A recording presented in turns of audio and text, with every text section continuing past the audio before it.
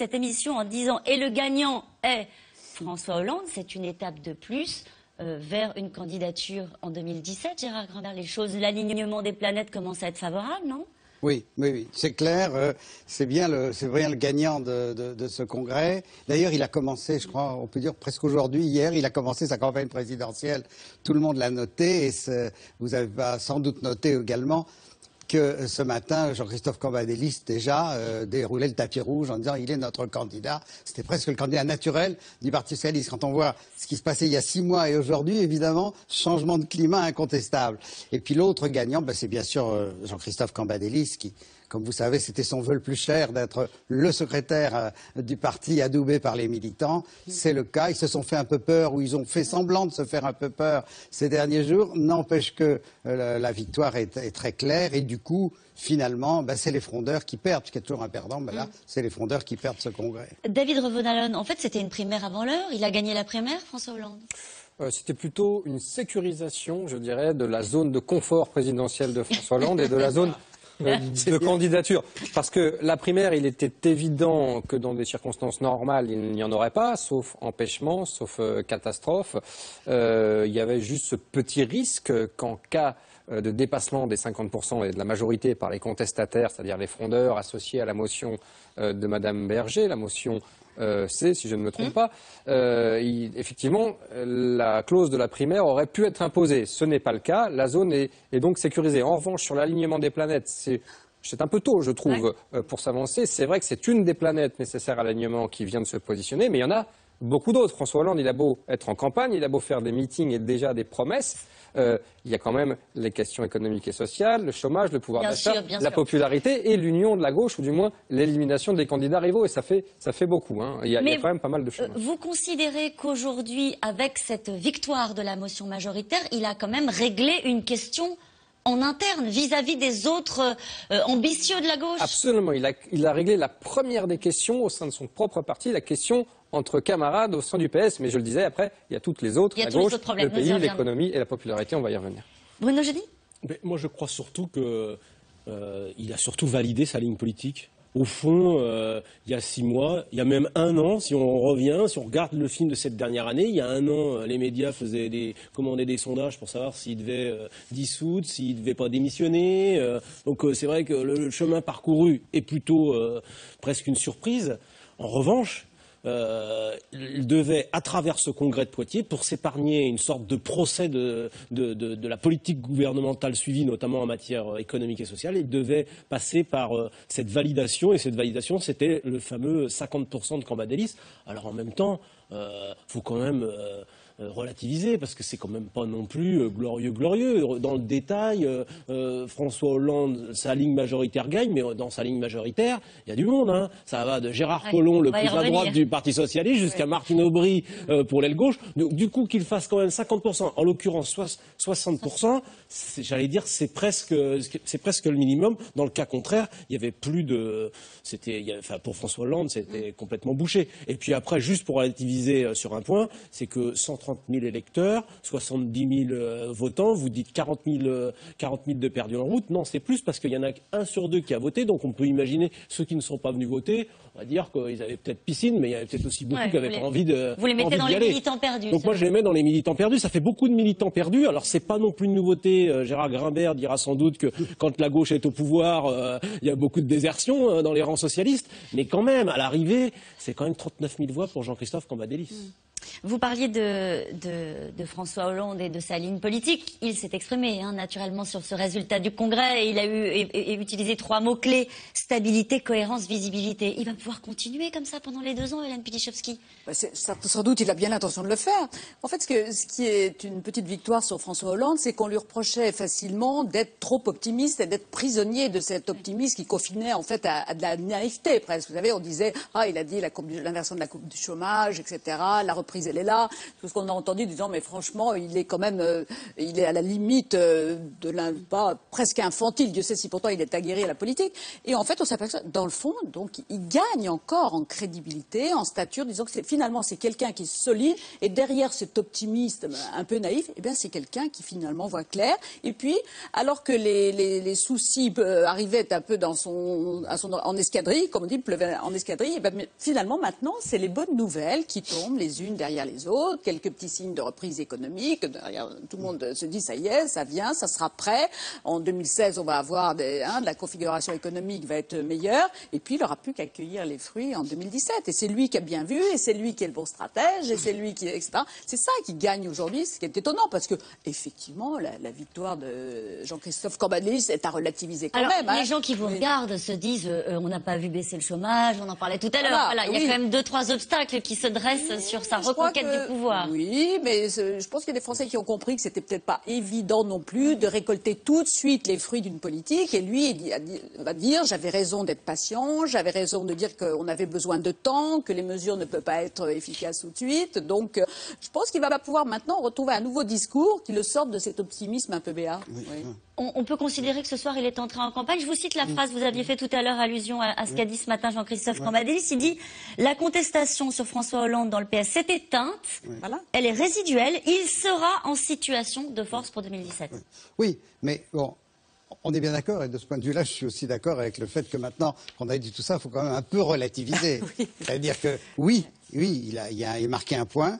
Oui, la contestation au sein du PS ne sera pas très forte pour différentes raisons, dont une quand même qui est que l'ensemble de ce parti, au fond, trouve que c'est la moins mauvaise solution que François Hollande soit le candidat, pour différentes raisons, sur lesquelles je ne reviendrai pas là, à l'élection présidentielle. Ceci étant dit, il faut bien voir quand même, si vous regardez les sondages, que la gauche reste, indépendamment même de savoir si c'est Hollande ou ça aurait dû être un autre candidat éventuel pour l'élection présidentielle, la gauche est très très minoritaire en France, et les sondages le montrent très clairement. Donc la question... les élections intermédiaires, départementales, 38% de bloc de gauche.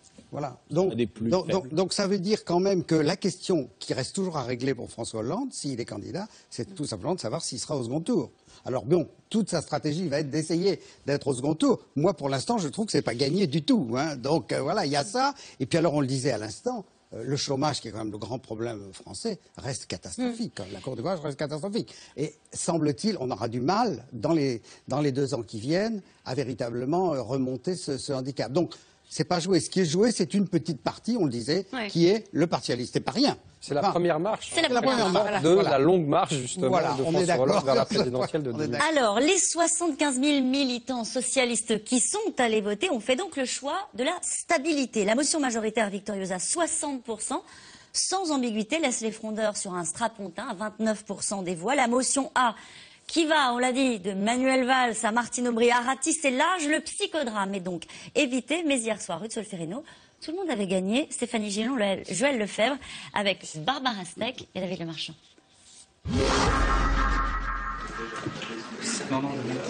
18 heures après la fermeture des bureaux de vote, les résultats tombent. Enfin. La motion A obtient 39 259 voix, soit 60%. La motion B obtient 18 975 voix, soit 29%.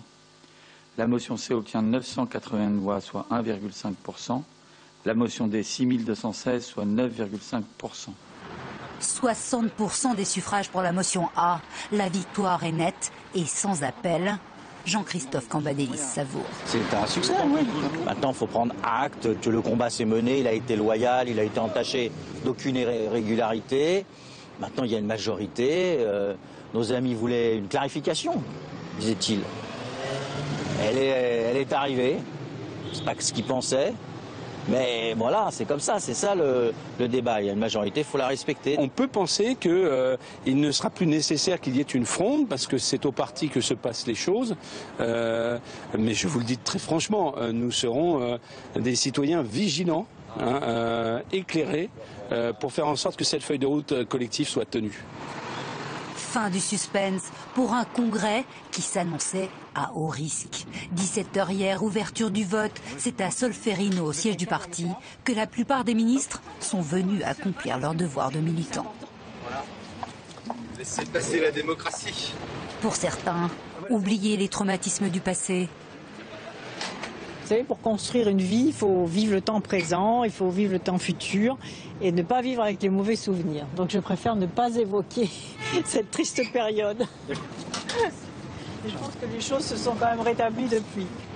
Parmi les 4 motions, la A, loyaliste, soutenue par la totalité du gouvernement, la plupart des parlementaires PS, est menée par le premier secrétaire sortant, souriant, mais prudent. L'enjeu, c'est de voir la majorité, puisque c'est la majorité qui fixe l'orientation. Mais moi, je préférerais avoir la majorité absolue. Face à lui, la motion B, celle des frondeurs, opposée à la politique de l'exécutif dont il martèle depuis des mois qu'elle ne reflète pas les idées des militants. On votait comme tous les militants socialistes pour ce congrès que nous avons, je crois, utilement réveillé. En jeu, la future ligne du parti, mais aussi la composition de l'équipe dirigeante pour ou contre la politique du gouvernement en place. Ne te trompe pas. On va essayer. 23h, les bureaux de vote ont fermé il y a seulement 1 heure. Les premiers résultats commencent à tomber. Dans la cour de Solferino, une majorité de frondeurs qui tous affichent de larges sourires. Leur motion à ce stade dépasserait les 30% contre 50%, la majorité absolue, pour celle de Cambadélis. Jamais il y a eu 30% pour une motion alternative. C'est donc un signe politique. Un militant sur 3 s'est reconnu dans une orientation qui demande l'inflexion de la politique du gouvernement. 10% d'autres militants socialistes se sont reconnus à la motion de Karine Berger. Ça montre quand même qu'il y a une puissante aspiration à ce que le Parti socialiste retrouve son centre de gravité quand on sait qu'effectivement la majorité est majoritaire aujourd'hui grâce à l'apport des voix d'Amine Martine-Aubry qui, sur le fond, pense la même chose que nous. Je vais continuer avec tous ceux qui ont mené cette très belle bataille, qui ont réveillé le Parti socialiste à défendre des idées dont je pense qu'elles sont aujourd'hui extrêmement présentes dans toutes les motions qui ont été présentées aux militants. Et donc ça va nous donner, je pense, une vraie capacité d'influence dans les prochains mois. Et je pense aussi, je vais vous le dire, que le président de la République a besoin de tous les socialistes. Restés discrets, les signataires de la motion A attendront 1h du matin pour s'exprimer. Soulagés, les premiers résultats dépassent leurs espérances. Il y a une volonté assez nette de nos adhérents, tout en ayant des exigences et tout en ayant la volonté d'avoir un parti entendu. Il y a une volonté nette des adhérents de s'engager dans la réussite de la fin du quinquennat avec le président de la République et le gouvernement. Prochaine étape dans une semaine, avec l'élection plus que probable de Jean-Christophe Cambadélis comme premier secrétaire. Et nous reprenons notre discussion avec cette question. Est-il bien raisonnable de triompher quand seulement 3 militants sur 10 ont voté pour cette motion, David Rebaudelon? Non, à l'évidence non, on l'a un petit peu dit. C'est vrai que François Hollande s'est assuré la stabilité minimale pour la suite des opérations. C'est la première planète de l'alignement. Et pour le reste, si on examine les chiffres dans le détail, c'est beaucoup moins glorieux. D'abord parce que Jean-Christophe Cambadélis, qui était à la tête, on l'a dit, d'une motion allant de Gérard Collomb, c'est-à-dire de l'aile droite, à l'aile gauche de la majorité, puisqu'on ne peut pas vraiment classer Martine Aubry dans l'aile gauche, donc c'était une motion de synthèse extrêmement large, ne fait que 60%, là où, je le rappelle, Harlem Désir avait fait plus de 10 points en plus il y a 3 ans, et alors même que M. Désir n'était pas forcément, on va dire, le candidat très charismatique. C'était dans la foulée de l'élection. Oui, c'était certes dans la foulée de l'élection, mais c'est déjà un signe. Et puis, ça a été dit, l'aile gauche fait quand même un assez bon score. C'est un étiage qui se situe traditionnellement à chaque congrès entre 15 et 25%. Si Gérard me le confirme, là, c'est quand même un petit peu plus. Bon, c'est pas énorme, mais c'est déjà un élément, c'est pas très glorieux. Et puis, il y a quand même cet élément qui est extrêmement inquiétant, je trouve, c'est ces 70 000 votants. Parce que je rappelle qu'au congrès de Reims, c'était 135 000 votants et le congrès de Reims, c'était en 2008, donc c'était il y a 7 ans. Ça veut dire qu'on perd la moitié, 50% des votants en 7 ans. Ça veut dire que le corps militant, le cœur militant du Parti socialiste se rétrécit comme peau de chagrin. Il a déjà été formidablement atteint avec les municipales, avec les départementales. On a vu l'appareil socialiste disparaître de certaines régions, de certains départements. C'est le cas notamment en Savoie, en Haute-Savoie. Il n'y a plus de parti socialiste, il n'y a plus d'élus socialistes. Et pour les régionales, ça va être le cas. Donc ça, par rapport au thème qu'on abordait tout à l'heure, c'est-à-dire la préparation de la campagne, c'est un problème. Parce que je rappelle tout de même que pour faire une campagne, il faut des réseaux sociaux, il faut des pros d'Internet, mais il faut aussi des militants sur le terrain qui vont chercher les électeurs, qui vont distribuer des tracts, qui vont faire du porte-à-porte. Et ça, c'est un énorme souci. Et François Hollande, qui est à peu près le meilleur spécialiste et le meilleur connaisseur de l'appareil socialiste aujourd'hui sur le terrain, eh bien, il l'a parfaitement compris, il le sait parfaitement. Et ça, David Revaud-Dallon, nous y reviendrons parce que nous avons fait parler les militants dans un reportage de C'est dans l'air. Gérard Grimbert, est-ce que ce matin, les socialistes se réveillent avec une vraie identité politique? Est-ce qu'ils savent qui ils sont? On a entendu Jean-Christophe Cambadélis dire ça y est, maintenant c'est un parti social-démocrate, etc. Oui. Est-ce que la ligne, elle est claire? Non. J'aimerais pouvoir vous dire oui, hein, parce que c'est ce que j'attends depuis très très longtemps. Mais ce serait trop beau pour y croire. C'est pas encore pour tout de suite. Mais ne serait-ce que parce qu'au fond, il faut bien le reconnaître, soyons pas naïfs, cette motion A, elle n'était pas faite pour ça. La motion A, elle n'était pas faite pour nous dire qu'est-ce qu'on va faire au gouvernement.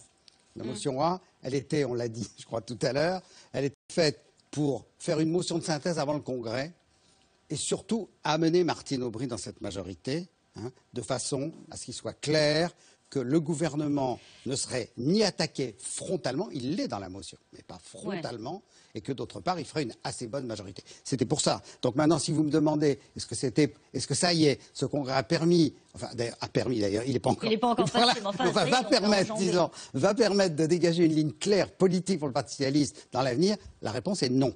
Ceci étant dit, pour élargir un petit peu le propos, il faut bien dire que s'il y a un problème, on ne peut pas le traiter ce soir, mais il faut toujours l'avoir dans la tête. Il y a un problème plus général de ça, qui est la social-démocratie européenne. Parce que si vous regardez, par exemple, ce qui vient de se passer en Grande-Bretagne, vous verrez les discussions qu'il y a aujourd'hui au sein du Labour Party, vous verrez qu'ils sont à peu près dans la même situation, social-libéraliste, socialiste de gauche, etc. C'est-à-dire que le socialisme européen lui-même...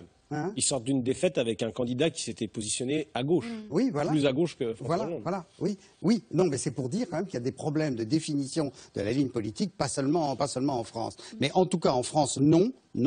Encore une fois, c'était pas fait pour ça. Et de toute façon, si le gouvernement, et d'ailleurs c'est pour ça que Manuel Valls s'est rallié à cette motion et que les membres du gouvernement l'ont signée, parce que s'il avait voulu véritablement faire un clivage sur ce qui était, vous vous souvenez, au début, les frondeurs, ils ont marqué des points sur le refus, et ils se sont alliés tous ensemble là-dessus. C'était contrer la politique de l'offre. C'était ça l'idée. Bon.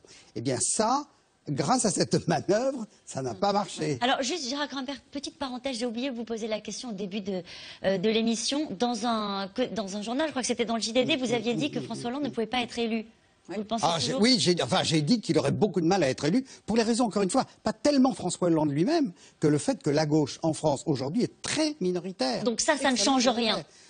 Ça ne change rien. Disons qu'on se demandait encore il y a quelque temps s'il pourrait être candidat. Bon, là, on sait qu'il pourra être candidat. Maintenant, savoir s'il peut gagner, reconnaissez que c'est tout à fait autre chose. Ça change tout. On reprend le fil de notre discussion, Bruno Jeudi. Revenons un petit peu sur les fondements de cette motion. On a l'impression qu'on nous a fait un petit peu le numéro de claquette habituel en faisant monter, on a contribué aussi, nos médias, en faisant monter un petit peu de tension autour de ce vote.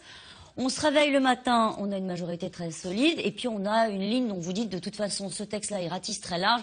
Pour ceux qui ont un petit peu de temps, allez lire la motion. C'est vrai que c'est ça ratisse très large. Au fond, ça a servi à quoi? Ça sert à quoi encore? Pour les gens qui nous regardent et qui se disent, ça sert à quoi un congrès du Parti socialiste?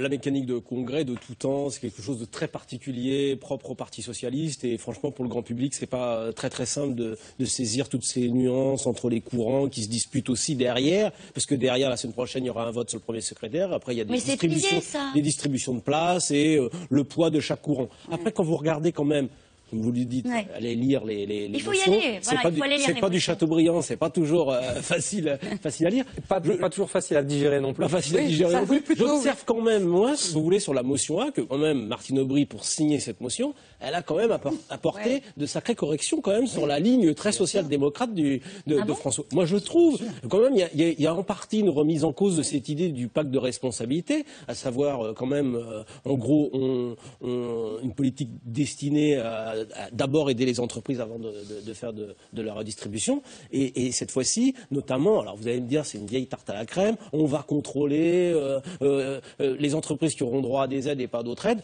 En gros, il reste 15 milliards à distribuer, et les 15 milliards, moi j'ai le sentiment qu'elles vont peut-être pas aller aux entreprises, vous voyez, vont peut-être aller ailleurs. Sous condition. La fameuse redistribution dont François Hollande a parlé, nous a reparlé il y a quelques jours à Carcassonne dans un déplacement qui ressemblait furieusement à un début de campagne présidentielle. Je me demande si justement ces 15 milliards qui devaient être affectés au pacte de responsabilité vont pas plutôt aller vers d'autres aides. Conformément un peu à la philosophie de Martine Aubry. Donc quand même dans cette motion 1, pour pouvoir obtenir Martine Aubry, et même le pouvoir depuis sur les derniers jours de la motion, où ils avaient quand même un peu les pétoches de ne pas faire les 50%, ils ont quand même donné quelques gages, ils nous ont relancé quelques idées. Bruno Jeudi et les uns les autres, c'est intéressant ce que vous dites. C'est-à-dire qu'en gros, ce que vous nous expliquez, c'est qu'après avoir investi sur les entreprises, on va investir sur les votants, en gros, et que maintenant, il va y avoir une inflexion de la ligne.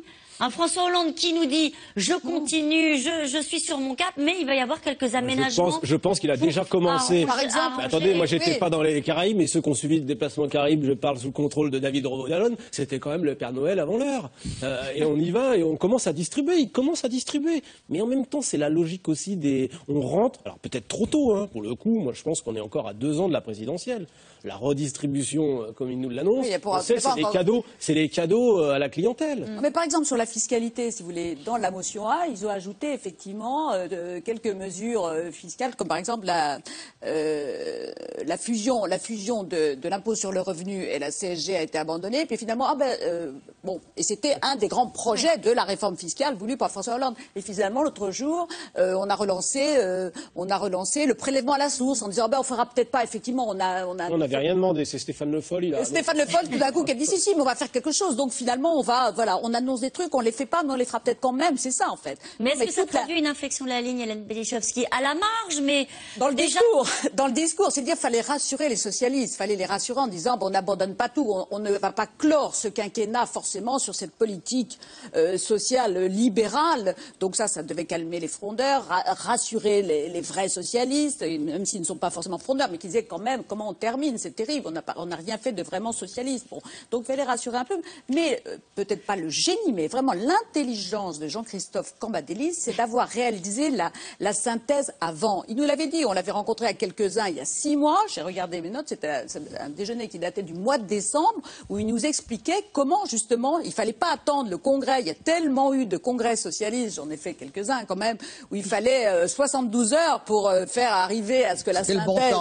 C'était le bon temps, oui, ça c'était avec la nuit des longs couteaux à la fin, c'était terrible, il y avait des nuits blanches, etc., pour finalement sortir cette synthèse. Mais vous avez raison, et là, elle a été faite avant. Vous avez raison. Je pense que, encore une fois, les téléspectateurs de C'est dans l'air ont le souvenir de congrès socialistes où ça se déchirait. Là, c'est déjà digéré. Mais vous vous rendez compte, le congrès de Rennes, il y a 25 ans. Donc là, pas du tout. Il a dit, mais c'est pas ça qu'il faut faire. Il faut que la synthèse, elle soit faite avant. Et ça a été sa grande intelligence. C'était malin. Et je pense que les socialistes, là, les militants qui ont voté, ils ont voté utile, comme on dit. Parce qu'ils ont eu très peur pour leur parti. Ils se sont dit, Gérard Granberg, ici même, sur ce plateau, je vous ai entendu dire, je pense que c'était au moment des départementales, au moment où on annonçait les sondages terribles pour les départements, vous avez dit, c'est pas impossible. On parlait d'implosion et vous disiez même, c'est pas impossible qu'il disparaisse, qu'il explose même le parti. C'est pas seulement qu'il implose à l'intérieur, mais qu'il explose. C'est-à-dire on ne sait pas très bien. Vous vous souvenez de ce que vous disiez? C'est pas encore joué. C'est pas encore joué. Mais là, je pense que justement, il y a eu un vote un peu sécuritaire de la part des. Oui, sûrement. Mais cela dit, il faut quand même reconnaître que le score, il faut pas non plus s'imaginer qu'il est mirifique. Quand Nicolas Sarkozy a été élu président de l'UMP, c'est pas tout à fait la même chose, mais il a eu quand même un peu plus de 65%. 65, quelque chose, je crois avoir bien 64. Bon, on va vérifier. Peu importe. Et on a dit que c'était finalement une élection un peu juste, pas glorieuse, etc. Tandis que Bruno Le Maire, qui avait un petit peu moins de 30%, on en a fait un héros en disant quelle victoire de Bruno Le Maire. Et aujourd'hui, les frondeurs qui font 30%, on dit, ça y est, ils ont échoué. C'est quand même 30%, c'est pas nul, parce que, en général, dans les... L'Aile gauche a toujours fait plus ou moins, 15, 20, 25%. Donc, c'est une petite progression. Bruno Le Maire, si vous voulez, vous ne pouvez comparer l'affrontement de courants traditionnels et historiquement constitués avec une personnalité émergente se mesurant à parce que les congrès du PS, en général, c'était plutôt des congrès de chapelle, si vous voulez, les Fabiusiens, les Jospinis, les... Ça, c'est vrai que ça a disparu. Combien est-ce qu'il a fait? On me dit 64 49,5% des voix. Victoire de Bruno. à Bruno jeudi. Bravo Bruno. Juste un mot, Caroline, Oui. sur cette synthèse qui est assez croustillante de la part de Jean-Christophe Cambadélis. Quand on sait que pendant 11 ans, les 11 années pendant lesquelles François Hollande était à la tête du PS, il n'a cessé justement de fustiger, de moquer et de tenter d'empêcher François Hollande en le moquant sur cet art de la synthèse. Aujourd'hui, c'est lui qui est en charge de cette synthèse. Alors, je crois qu'il faut un petit peu s'abstraire des apparences et des faux semblants de cette réalité socialiste. Oui. Cette motion, elle est totalement fourre-tout, sur le plan idéologique, bien malin, celui qui peut repérer la ligne, puisqu'il s'agissait précisément d'accorder Manuel Valls et Martine Aubry, qui par définition sont totalement inconciliables et irréconciliables. Donc, il y a quand même une espèce, je dirais, de farce de ce point de vue-là.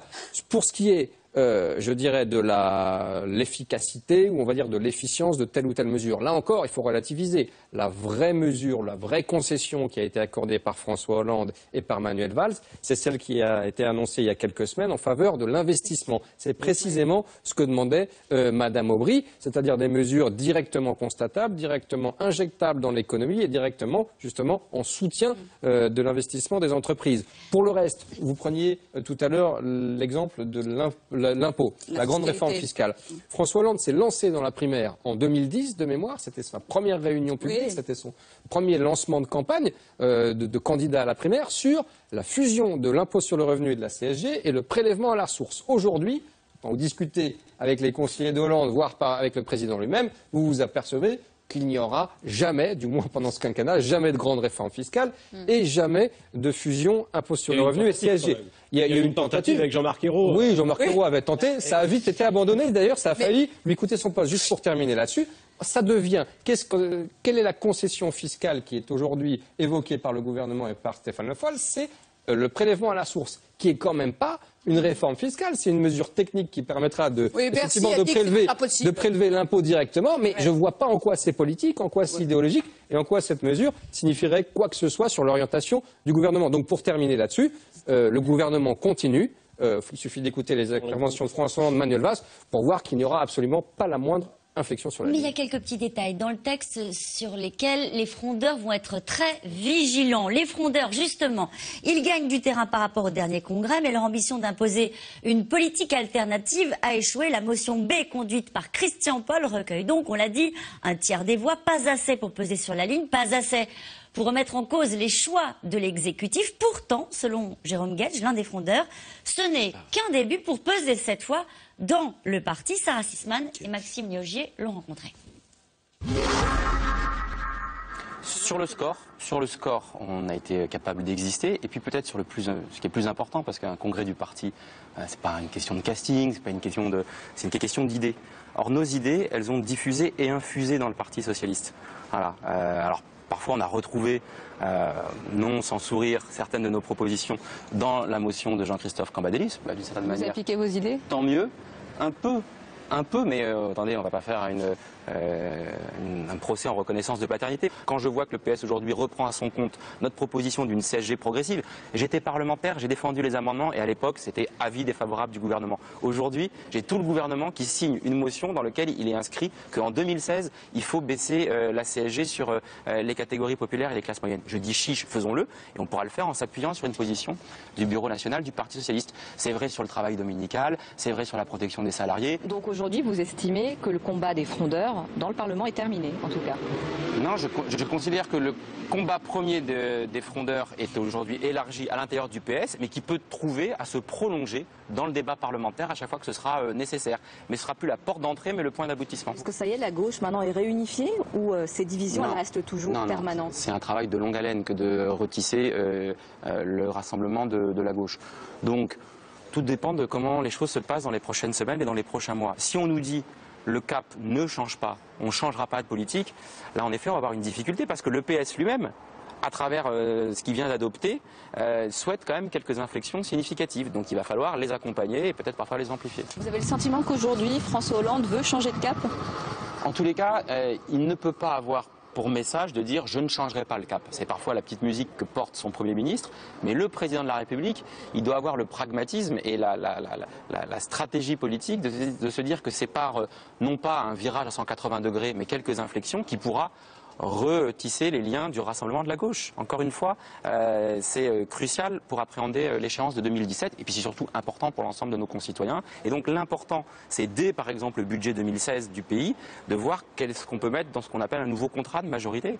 Si le résultat du Congrès peut servir de point d'appui, mais là, celui qui a la main, c'est François Hollande. Donc c'est à François Hollande à dire jusqu'à quel point il veut s'appuyer sur ce qui a été décidé par les socialistes dans la motion majoritaire, mais aussi d'une certaine manière dans les autres textes. Finalement, tout le monde est content aujourd'hui.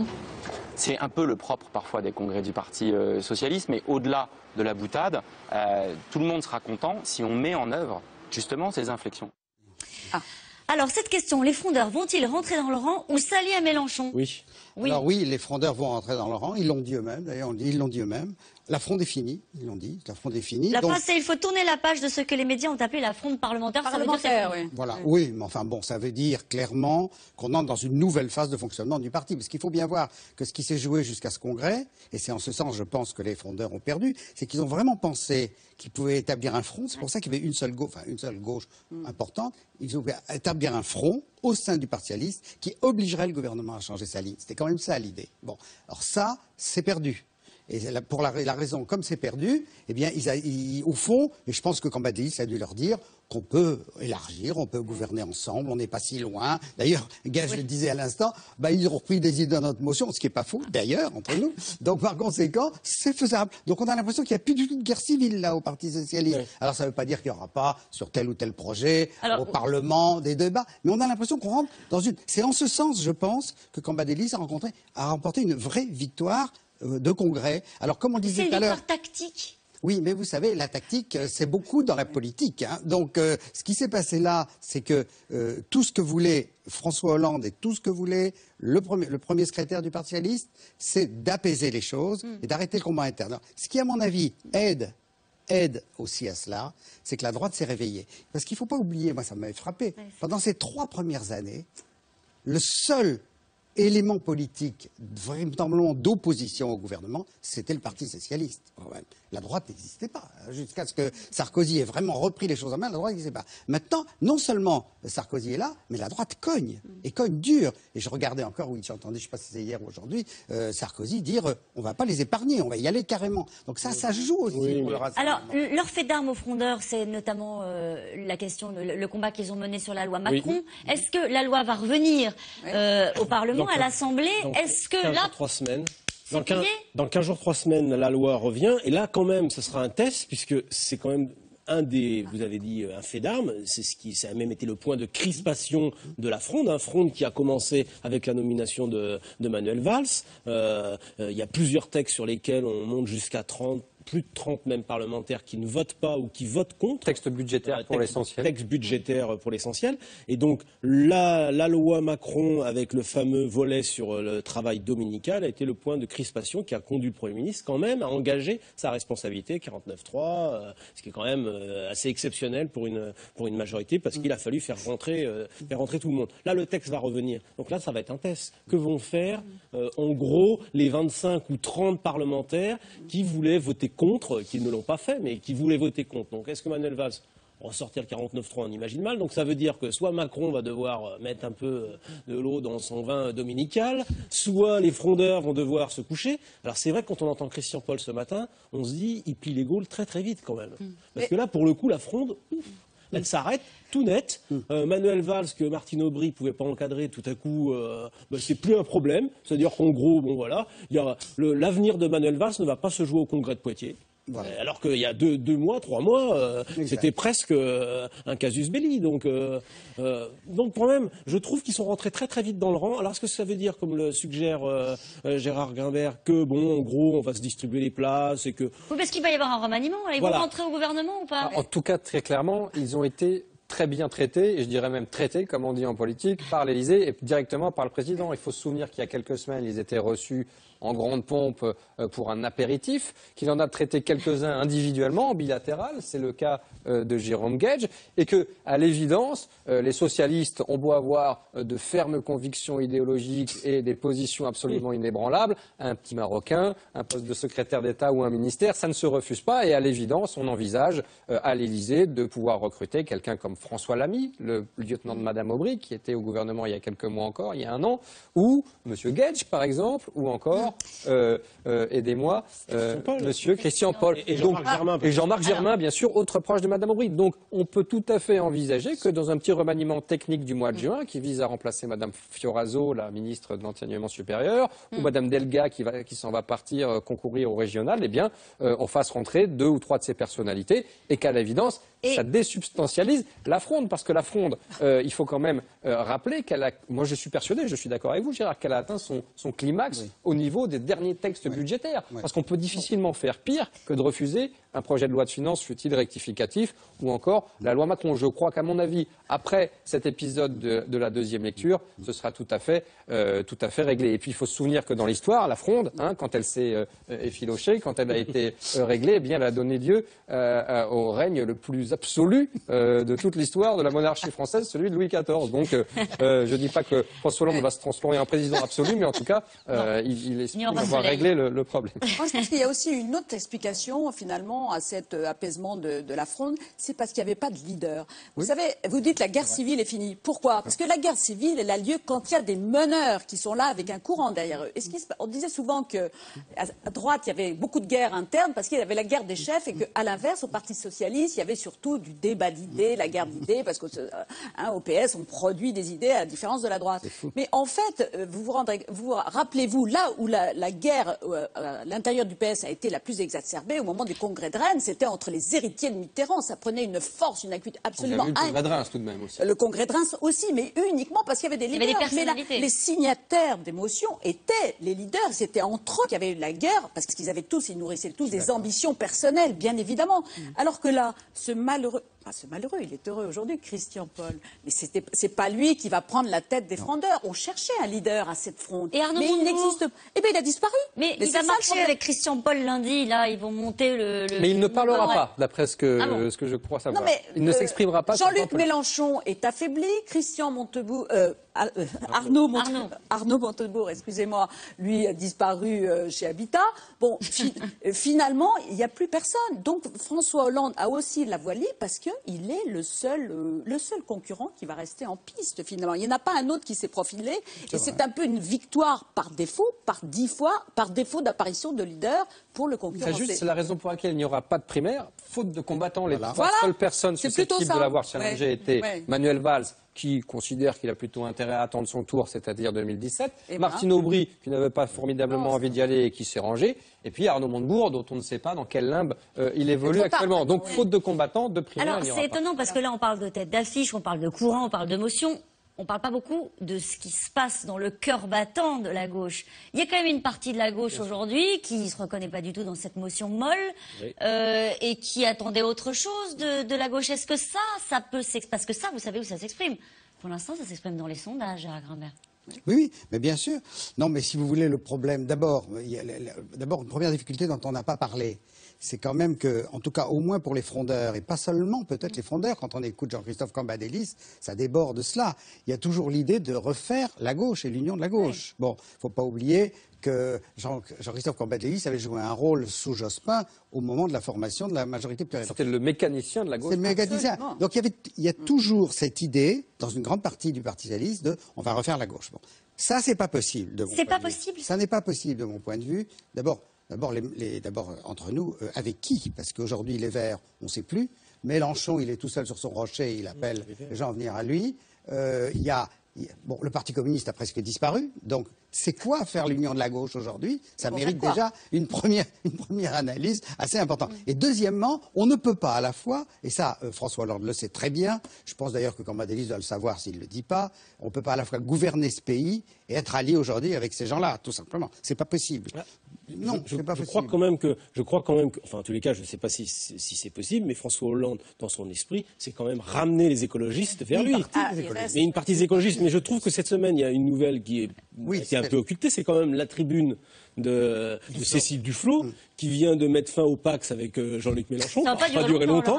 On est d'accord, Caroline, mais une chose est certaine, c'est que c'est quand même pas rien. Ça veut dire qu'en gros, Cécile Duflot fait demi-tour, se rend compte de son erreur, elle voit que ça a été mal vécu dans son parti d'aller s'afficher avec Jean-Luc Mélenchon, et que sur le fond même, puisque cette tribune, au fond, elle s'oppose au ton et au discours de Jean-Luc Mélenchon contre l'Allemagne sur l'Europe, maintenant, il lui reste soit à retourner vers une alliance avec le PS, soit tenter une aventure seule à la présidentielle. On sait que les aventures solitaires des Verts, ça se termine entre 1,75 et 2,5. Elle n'a jamais rompu avec François Hollande.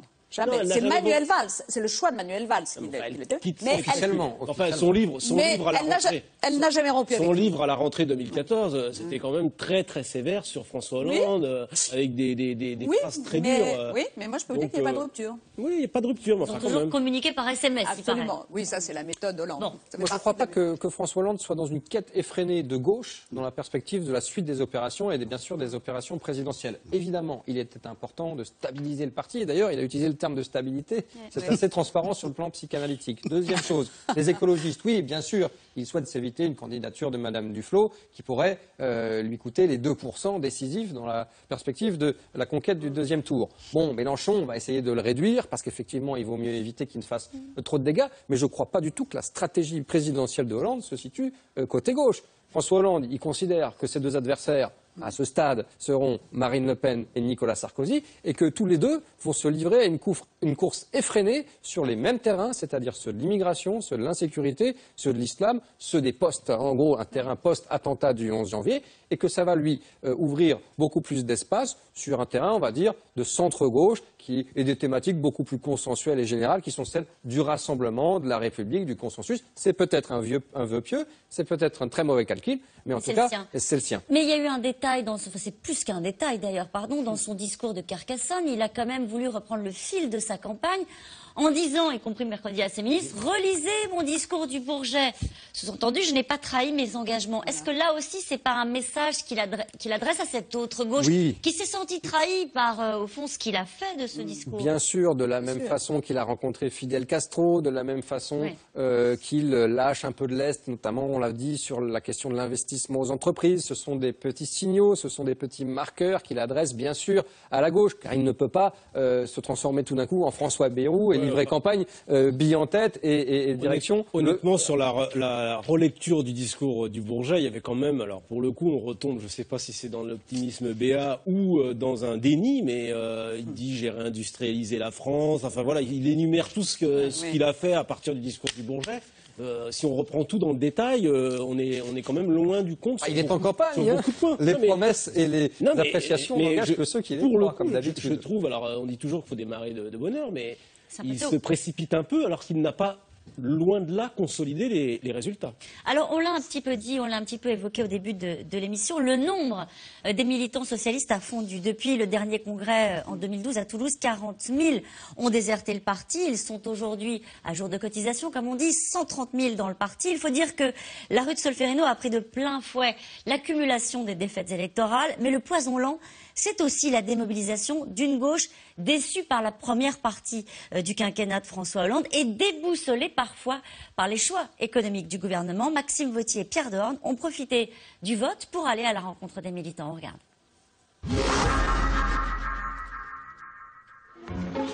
Une certitude, les partis politiques n'aiment guère ce moment où les divisions internes s'expriment dans l'isoloir.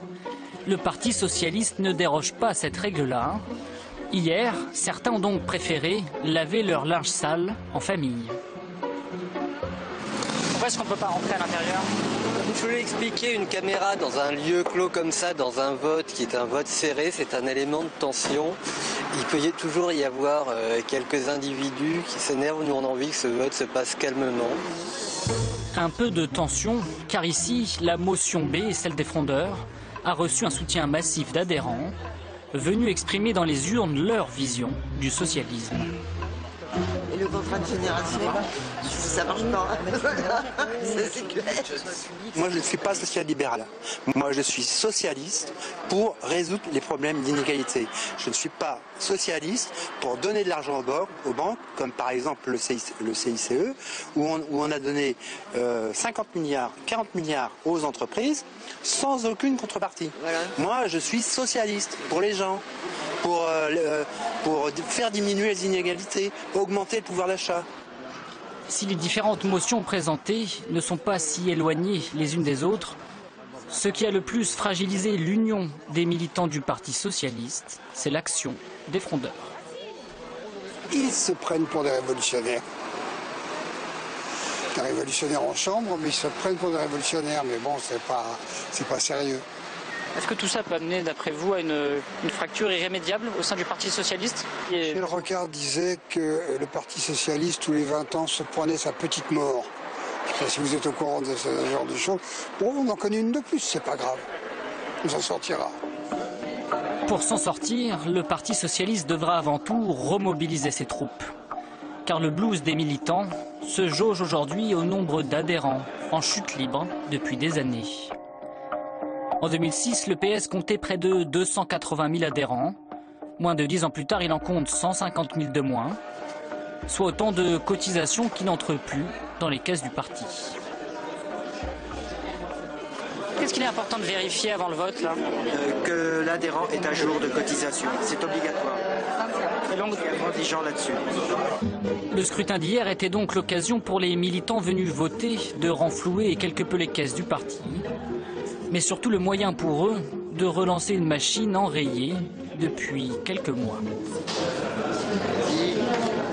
Pour moi, c'est important parce que je sais que un certain nombre de difficultés, le gouvernement, même si moi je considère qu'il a plutôt pris des bonnes décisions et assez critiqué, y compris au sein du PS. Donc il y a aussi un mouvement de désaffection, il y a peut-être moins de militants, moins de participation dans les AG, etc. Donc c'est important de venir ici, de montrer qu'on est toujours militant, qu'on est toujours présent et qu'on vient voter. Avant son congrès, le Parti socialiste a donc hier pu juger de l'état de son parti à 2 ans de la présidentielle. Désaffection d'une partie de ses militants et unité fragilisée, pas de quoi pourtant inquiéter la base du Parti socialiste. Statutaire, abstention. National, abstention. Vous savez, ce parti est capable d'une élasticité assez exemplaire. Je dis ça, mais c'est pas une plaisanterie, c'est qu'on a traversé des moments compliqués, le traité constitutionnel européen, la primaire en 2006, où ça a été des vraies campagnes internes dures, on s'est engueulé parfois, etc. Puis voilà, le parti a cette capacité après à repartir, à se ressouder et à se retrouver sur les échéances qui suivent. Après avoir enchaîné les défaites électorales depuis 2012, le Parti socialiste devra donc reconstruire dès les prochaines semaines un outil capable de stopper la spirale négative, avec une première échéance, les régionales de décembre prochain. Alors nous allons parler de la façon dont le PS peut reconstruire, faire revenir les militants. Mais d'abord une question quand même sur les chiffres. C'est toujours très compliqué, David Revaud-Dallon, de savoir combien sont les militants. Alors il y a le chiffre officiel que j'ai donné tout à l'heure, 130 000. Ils sont 130 000 aujourd'hui. Comment est-ce qu'on peut savoir? C'est un habile artifice du Parti socialiste que de présenter ce chiffre systématiquement en disant ce sont les militants à jour de cotisation. En réalité, ce n'est pas tout à fait exact. Ce sont les militants à jour de cotisation ainsi que ceux qui sont susceptibles de l'être le jour du vote. C'est-à-dire qu'au bout de 2 ans, quand on n'a pas payé sa cotisation, on perd son statut d'adhérent. Or, on considère que des gens qui n'ont pas payé leur cotisation sont encore en mesure de le faire le jour du vote. C'est la raison pour laquelle, de 130 000, on passe aujourd'hui à 70 000. Je le disais tout à l'heure, en 6 ans, en 7 ans, entre le congrès de Reims de 2008 et maintenant, 2015, congrès de Poitiers, on a perdu 50% des votants. On est passé de 135 000 à 70 000. C'est extrêmement inquiétant. Alors certes, il est naturel que le parti au pouvoir voit ses militants, sa capacité militante s'évaporer et perdre beaucoup de ses adhérents. En revanche, c'est extrêmement inquiétant, je dirais, sur le corps du Parti socialiste, le corps de l'appareil. On l'a dit tout à l'heure. Si vous ajoutez à cela les défaites, c'est un parti d'élus, de collaborateurs d'élus, c'est-à-dire, vous avez vu que ce sont essentiellement des maires avec des collaborateurs, des gens de cabinet, voire des hauts fonctionnaires territoriaux. Et tout ce tissu-là, avec les pertes des villes, avec les pertes des départements, des sièges de conseillers généraux, voire même qui disparaissent totalement dans certaines zones, c'est extrêmement inquiétant pour le tissu du PS. Dernier élément, les grosses fédérations du Parti socialiste, celles qui font le congrès.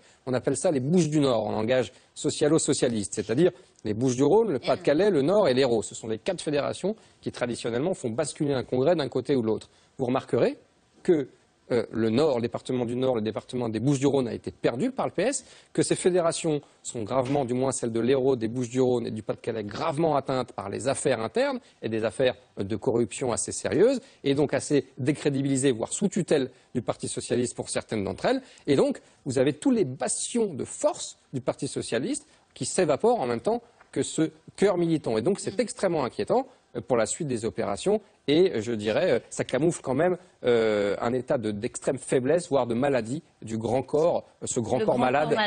Alors justement, une question. Que reste-t-il du socialisme au PS, Charles Grimbert? Oh là là. Vous avez 2 heures. Allez. 2 heures, ça ne suffira pas. Non, je crois. Non, mais d'ailleurs, on le voit dans le mal-être de beaucoup de militants. C'est pour ça que souvent, ils sont assez, ils sont assez malheureux de voir ce qui se passe, même si on n'y peut pas grand-chose. C'est que pour eux, c'est quand même l'égalité, c'est ça la vraie valeur de la gauche. Et donc, c'est ça qui les mobilise. Et quand ils voient que le chômage, quand ils voient l'augmentation des inégalités, eh bien, ils sont malheureux. Voilà. Donc, je crois que c'est ça. D'ailleurs, c'est pas un hasard si encore même Cambadélis a reparlé des chantiers de l'égalité, etc. Voilà. Ça, c'est le truc. Mais un mot quand même pour revenir sur la question juste d'avant, juste un mot, pour dire que une chose positive, une chose négative. La chose négative, c'est que ça décrue des militants dans les partis de gauche, en particulier les grands partis sociaux-démocrates européens, elle est générale. Si on regarde il y a 20 ans et aujourd'hui dans tous les partis socialistes européens, ils ont perdu la moitié de leurs adhérents partout. Donc ça, c'est la première chose. Voilà. Ça liait aussi probablement à un rapport des gens à la politique. Vous avez les réseaux sociaux. C'est sûr. Vous avez, c'est plus la seule façon de militer, si vous voulez, aujourd'hui, les partis. Bah, je crois que c'est pas forcément. Et puis alors le côté un peu positif, je crois qu'on le disait il y a un instant, quand il y a eu les fameux militants à 20 € pour la primaire, pas celle, la dernière. Ségolène Royal. Avec Ségolène Royal, c'est quand même que c'est vrai que les gens se mobilisent surtout quand il y a une grande échéance électorale. Ouais. Il faut se rappeler que là, on dit c'est affreux l'état du Parti socialiste, mais il y a seulement 4 ans, quand on a fait la primaire, celle de 2011, ça a été un très grand succès, une très grande mobilisation. Il y a eu 3 millions de participants. Voilà. Mais ce n'est pas la même chose. Là, on est sur la notion de sympathisant. Oui, et en fait, la politique, je pense que la primaire de 2006 et puis celle qui a suivi en 2011, à mon avis, est en train de changer les choses. C'est-à-dire qu'au fond, les gens, ils vont pouvoir aller maintenant choisir leur candidat de leur parti. Alors là, en l'occurrence, on le verra l'année prochaine avec la droite, sans adhérer à. C'est la fin des militants. C'est ça que vous voulez dire. C'est un peu dépasser le statut de militant. Voilà, c'est un vrai problème pour les partis. Alors, à une échelle moindre, l'UMP avait affiché 260 000 inscrits à la fin de l'année dernière. Il y a eu 130 000 votants. On est à peu près sur les mêmes étiages. 50% ou 55% de votants. Donc, c'est à peu près pareil. Et on voit bien qu'au fond, c'est la notion même d'adhésion à un parti qui est en cause aujourd'hui parce que les primaires changent la donne. Les primaires maintenant, vous allez payer vos 2 € et l'année prochaine, vous désignerez votre favori à droite si c'est votre... Et à l'UMP, il y a même une application. Et à l'UMP, il y a même une application. Donc les choses, c'est le rapport. Et il y avait, dans le reportage, il y a une section qui est vraiment mythique, qui est très connue, c'est la section JBC où Jospin, Vaillant, Delanoë. Cette section-là n'échappe pas. 50% d'adhérents en moins depuis 2012, ce qui est à peu près...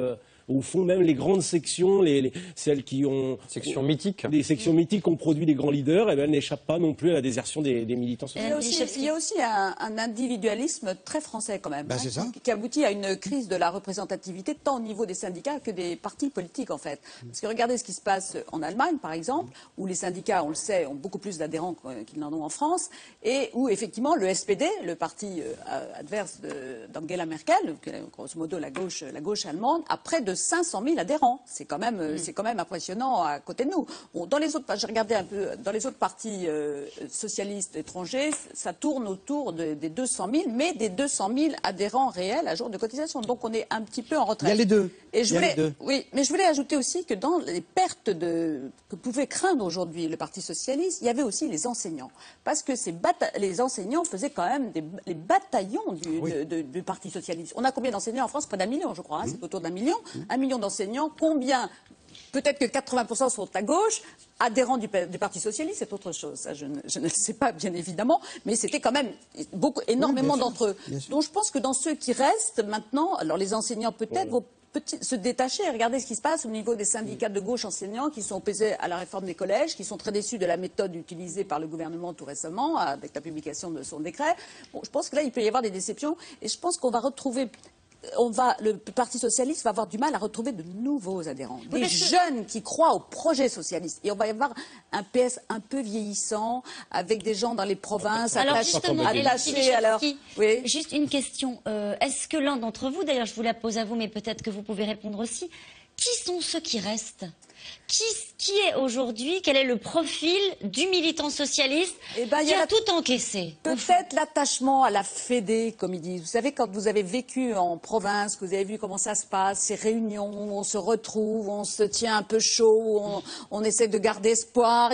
Je pense que ces gens-là, mais c'est pour ça que je crains un peu ce vieillissement des c'est un vieillissement général dans les partis politiques. À part le Front National où vous pouvez trouver des jeunes dans les meetings. Il y a aussi des centenaires au Front National. Mais il n'y a pas de jeunes dans les salles UMP, il n'y a pas de jeunes dans les salles PS. Effectivement, quand vous allez dans les meetings socialistes, en particulier, la moyenne d'âge est à peu près de 60 ans. Hélène a raison, il y a une forme de sociabilité politique dans les sections traditionnelles, dans les vieilles fédés, mais il faut quand même aussi rappeler que le Parti socialiste, surtout dans ses bastions, c'est d'abord du clientélisme, c'est d'abord des adhésions en échange, parfois, il faut le dire très clairement, d'emplois dans des collectivités territoriales, voire de logements pour la famille, des amis. Ça marche aussi comme ça, et d'ailleurs, ça marche aussi pour la droite dans d'autres zones. Donc, il y a aussi ça. Quand vous perdez le levier d'adhésion, le levier de mobilisation, vous perdez aussi les adhérents. Je dirais même, j'irais encore plus loin, moi, parce que je ne crois pas, bien sûr, tout ce qui a été dit est vrai sur la crise de la participation, la crise de la représentation, la crise générale des partis. Je ne crois pas du tout que la jeunesse puisse s'intégrer et rejoindre le Parti socialiste sous sa forme actuelle. Moi, j'ai plutôt une théorie inverse, qui est que le Parti socialiste, on parlait tout à l'heure de grands cadavres à la renverse, il est cliniquement mort, et déjà depuis des années, je dirais, ça je pars sous le contrôle de Gérard qui a beaucoup plus de recul que moi historique, mais je vous dirais qu'il est cliniquement mort presque depuis le 21 avril 2002, et qu'en réalité il est en perfusion depuis cette date, et notamment grâce à l'action de François Hollande, parce que ces questions, elles auraient dû être cette question dont on parle, qui ne sont pas réglées par le Congrès, le positionnement, faut-il y aller plus à gauche, plus à droite, de façon plus libérale ou moins libérale, elles auraient dû être réglées au lendemain du 21 avril. Et en réalité, c'est une chape de plomb qui s'est abattue depuis 10 ans sur le Parti socialiste. Pourquoi? Parce que les socialistes, leurs écuries, étaient occupés à une seule chose, la conquête de la candidature suprême et la quête du leadership. Et c'est ce qui a totalement, je dirais, verrouillé, gelé le vrai débat, l'évolution idéologique. Et nous allons passer maintenant à vos questions, aux questions SMS.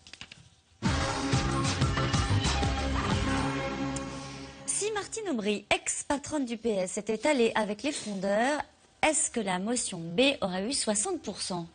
Non, elle aurait eu nettement moins, et même c'est là où on peut se demander si François Hollande aurait pu compter sur une motion qui ferait 50%. C'est bien. Je crois qu'au fond la synthèse. Donc ça veut dire qu'il y a encore du poids vraiment dans le parti. Ah oui, quand même, bien sûr, bien sûr. C'est-à-dire que de toute façon, si François Hollande a eu une intervention dans ce congrès, puisque même si moi jeune ne s'occupait pas du parti, je crois que le moment clé, c'est lorsqu'il convainc Martine Aubry de rejoindre la motion A. C'est là que au fond le Congrès se joue à ce moment-là. Le principal travail. Après d'ailleurs lui-même d'ailleurs n'était pas inquiet par le résultat. Alors après c'est vrai que 60 c'est peut-être un peu plus que ce qu'on disait ces derniers jours, et on voit bien que ils ont quand même eu un peu les pétoches. Il y a eu de la dramatisation. C'est une vieille technique de Jean-Christophe Chambadélis avant chaque élection que de dire catastrophe, attention, personne ne va voter. Tiens, une question précise. On va perdre dans les grandes largeurs. Que veut Martine Aubry?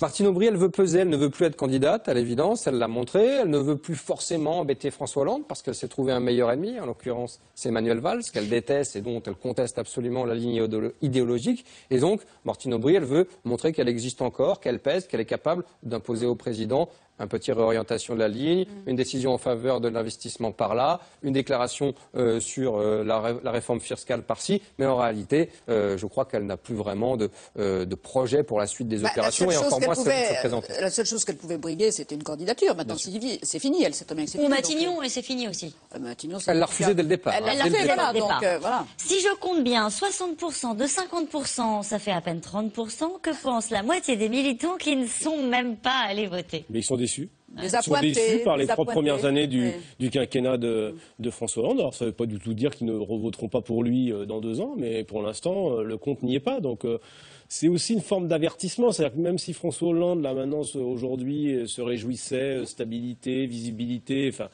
cohérence. Il sait que ça va être très compliqué. Alors maintenant, c'est vrai, il y a une petite marche a été montée. Il y en a d'autres qui l'attendent, mais on le voit bien, à la fois dans les scrutins intermédiaires et dans les sondages, il est très impopulaire. Et justement, par rapport à cette campagne qu'il a entamée, cette question qui est intéressante, quelle vision de la France a Hollande? Seule sa future réélection semble l'intéresser. Gérard Grimbert, on va l'entendre cette critique-là. J'ai des bonnes questions ce soir. Toutes les questions pièges, elles sont pour vous, c'est comme ça. Non, mais je crois que... Bon, d'abord, c'est vrai, c'est un politique. Hein, c'est un politique d'abord. Sinon, il ne serait pas là où il est. Donc, ce qui est important pour lui, effectivement, c'est de gagner les élections comme tous les politiques et d'être au pouvoir. On ne peut pas dire le contraire. Ensuite, je crois que son problème, aujourd'hui, c'était... Ce qui, à mon avis, change un peu, on n'en a pas du tout parlé dans l'émission, mais je pense change un tout petit peu aussi la donne pour François Hollande. C'est qu'il était beaucoup coincé ces derniers temps entre les exigences de Bruxelles, le rapport à l'Allemagne, le rapport, les engagements pris, etc. Et puis, ce qui poussait à gauche dans le sens qu'on a décrit ce soir. Bon, lui-même, qui est quand même plutôt européen, je ne dirais pas qu'il est libéral, mais il est quand même pour l'économie ouverte. Donc voilà, il était entre les deux. Ce qui me paraît nouveau en un mot ce soir, enfin depuis quelque temps, et on l'a vu clairement au discours de l'Allemagne et de la chancelière ces dernières semaines, c'est quand même, bon, on va plus embêter les Français. Et ça a pas l'air, c'est très important, parce que du coup, quand on parle je suis pas sûr, par exemple, que Hollande aurait dit il y a 3 ou 4 mois, aurait dit maintenant, c'est le moment de la redistribution qui arrive, peut-être. Ouais, on le sent un peu libéré dans cette affaire. Juste, moi, je pense que François Hollande, il rêve d'une France pacifiée, et il estime que c'est lui le meilleur pacificateur. Ah, ça, c'est parce qu'il a horreur des conflits, et ce qui apparaissait au départ peut-être comme un handicap, c'est peut-être maintenant son atout. Et j'ai l'impression que les gens vont se dire, ben après tout, avec lui, les guerres internes, ce sera peut-être fini. On va avoir une France pacifiée. Pourquoi pas? Alors, est-il normal que Hollande se soit félicité du résultat de ce vote alors qu'il est président de tous les Français et que la retenue s'imposait? Bon, il ne s'est pas non plus exprimé, il n'a pas fait un discours à la Fidel Castro. Il s'est exprimé quand même. Il s'est exprimé, mais je veux dire, il ne s'est pas exprimé dans les grandes largeurs, il n'a pas fait un discours de 4 heures. Depuis la Lettonie. Voilà, il a fait une réponse. Bon, moi je ne trouve pas ça absolument scandaleux qu'il évoque les affaires du Parti socialiste, quand c'est court, quand c'est... bien sûr, s'il avait vraiment mis son nez dans les manœuvres d'appareil, s'il avait suivi dans le détail tel ou tel vote de tel ou tel... Discrètement. Je veux dire au fondeur... Non, mais je veux dire, officiellement, il ne s'est pas trop compromis, il n'a pas trop mis les mains dans le cambouis sur le Solferino. Je trouve qu'il y avait une règle, honnêtement, il y avait une règle que Jacques Chirac avait un peu installée. C'est vrai qu'à l'étranger... on évite ce genre de propos. Il pouvait attendre son retour. Il pouvait attendre son retour à Paris. À Bruxelles, je lui ai posé une question juste après le congrès de Toulouse sur l'élection d'Harlem Désir, et ça ne lui a posé aucun problème pour l'évoquer. Un procès d'ailleurs qu'on a souvent fait à Nicolas Sarkozy. C'est le sens de cette question, vous allez voir. Au frais de qui la campagne présidentielle de François Hollande qui commence, c'est un peu tôt. Elle va se poser cette question. Oui, mais elle se posera surtout 1 an avant.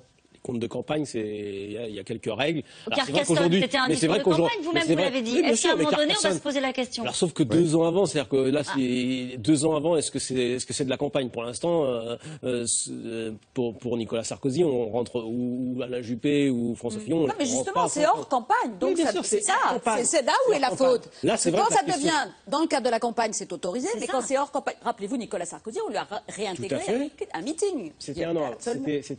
Oui, mais parce que le temps de la campagne n'était pas officiellement commencé. Et la question, pardonnez-moi d'insister, c'est un peu tôt. Il y avait une autre question tout à l'heure qui faisait référence à il pense qu'à sa réélection. Est-ce que ça peut poser un problème? C'est beaucoup trop tôt. Personne ne peut humainement et politiquement tenir 2 ans de campagne. Pourquoi attaque-t-il si tôt? Quand on pose la question aux conseillers de l'Élysée, il estime qu'il faut qu'il défende son bilan, car que le temps de la campagne sera celui du projet, sera celui des propositions, mais il ne sera plus le temps de défendre le bilan, donc il estime qu'il a 1 an et demi pour le faire maintenant. Militant socialiste depuis 40 ans, j'ai voté pour la motion A pour saluer et encourager Manuel Valls et faire cesser les critiques. Le problème, c'est que c'est François Hollande qui encaisse. Oui, non, mais alors il y avait quand même un enjeu pour Manuel Valls dans ce congrès. C'est quand même que, rappelez-vous là encore, l'histoire va vite finalement. Il y a encore 6-7 mois, on se demandait si ce congrès, et pour les frondeurs, c'était ça, c'était se débarrasser de Manuel Valls quand même. Bon, donc, si vous voulez, il y a quand même un gain pour Manuel Valls, qui n'est pas un gain de première grandeur, mais qui est quand même de même qu'on dit aujourd'hui, rappelez-vous que certains frondeurs demandaient la démission de François Hollande il y a encore quelques mois.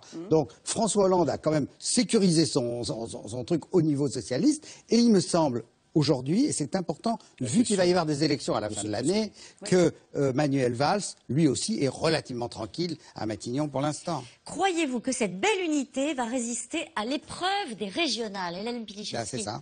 Les régionales, ça va être effectivement, c'est la dernière échéance qui peut apparaître un peu dangereuse, qui peut faire apparaître des fractures, qui peut, voilà, ça c'est évident. Et puis, si vous voulez, l'opposition va reprendre un peu probablement du poil de la bête. Et puis les résultats seront très intéressants à ce niveau-là. Ça va dépendre des échecs, ça va être combien la gauche va perdre de régions, elle qui les a quasiment toutes, en dehors de l'Alsace. Donc voilà, moi je pense que c'est le dernier test. François Hollande a besoin de victoires pour les régionales. Il n'en a pas eu sur les départementales, il n'en a pas eu sur les municipales. Et là, il lui faut des victoires, il lui faut au moins 3 ou 4 régions au minimum pour sauver les meubles. Une petite question pour terminer, finalement, Hollande gagne toujours par défaut. C'est pas comme la phrase de Gary Lineker, vous savez, l'entraîneur de l'équipe d'Angleterre, qui disait que le football se joue à 11 contre 11 et les Allemands gagnent toujours à la fin. On ne sait pas si François Hollande va gagner, mais en tout cas, on le donnait pour mort il y a quelques mois et il est toujours en course. Il y a énormément de gens qui disent aujourd'hui, il va peut-être être élu, il va peut-être ne pas perdre. Merci.